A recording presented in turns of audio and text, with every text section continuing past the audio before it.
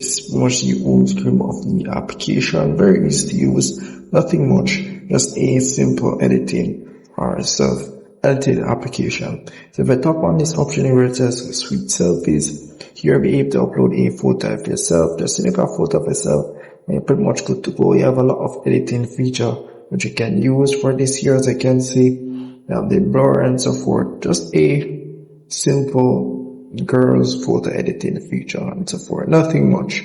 On the top here, you'll be able to go ahead and save the image once you're finished, and here you'll be able to set it as your wallpaper, share with your friends and family if you want, those basic stuff, nothing much for that.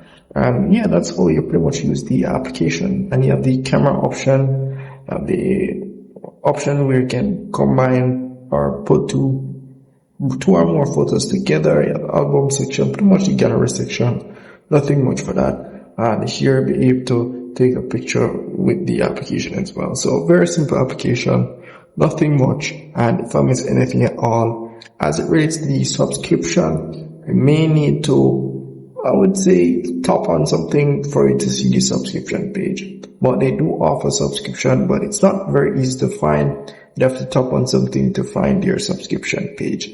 So I may encounter quite a few ads. So you can either tap on the more option, and here be able to tap on the remove ads option at the top here to be able to get your subscription. They do offer a 3 days free trial, as you can see here. And yeah, that's really pretty much it. So if I missed anything at all, just let me know in the comment section. See if we can help you out.